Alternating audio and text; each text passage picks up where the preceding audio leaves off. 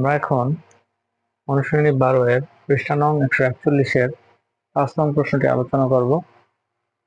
এখানে দেওয়া আছে নিচের সালগুলো কোন শতাব্দীর। এখানে 3টা প্রশ্ন দেওয়া আছে। তো শতাব্দী বলতে আমরা কি বুঝি? যখন 100 বছর পূর্ণ হয়, প্রতি 100 বছরকে আমরা শতাব্দী বলি। ঠিক আছে?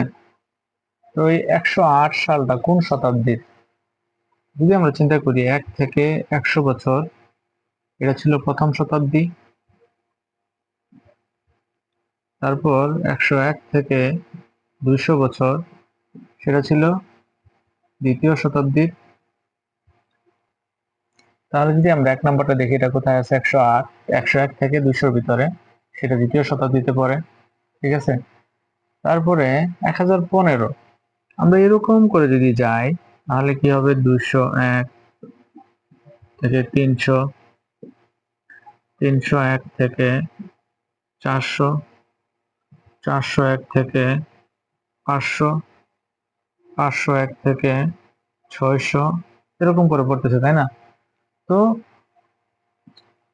যেখান থেকে শুরু হয়েছে মানগুলো, আমরা যদি তাকাই যে 1015 আছে, এখানে আমরা এক সময় গেলে বাম দিকে কত পাবো? 1001। তারপরে পাবো কি? 1100। তারপর এক সময় গিয়ে আমরা এরকম পাবো যে 2001 থেকে 2100। এর আগেরটা কত হবে? 1901 থেকে 2000। তাহলে আমরা উত্তরগুলো কি লিখতে পারি? তাহলে প্রথম যে সালটা আছে 108, 108 সালটি কোথায় আছে? এই যে দ্বিতীয় শতাব্দীতে। দ্বিতীয় শতাব্দীর 2 নাম্বারটি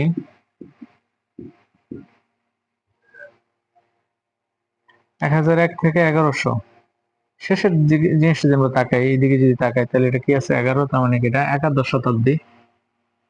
1015 সালটি একাদশ। এগুলো আমরা ক্রমবাচক শব্দ লিখতেছি, এই যে মানগুলো। ঠিক আছে? এটা মানে হচ্ছে কি 2 নাম্বার শতাব্দী, এটা 11 নম্বর শতাব্দী, দ্বিতীয় শতাব্দী একাদশ শতাব্দী। 3 নাম্বারটি 2001, 2001। তো এটা ছিল কি? বিংশ শতাব্দী। আমরা শেষটার দিকে যদি তাকাই, যেমন এটা কি?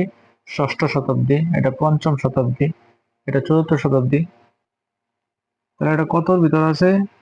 শেষের মানটা যদি আমরা তাকাই, শেষের মানটার দিকে তাকাইলে হবে 21। তাহলে কি এটা এক বিংশ।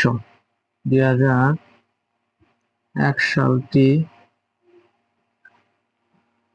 এক বিংশ। এগুলো আমরা ক্রমবাচক শব্দে লিখতেছি।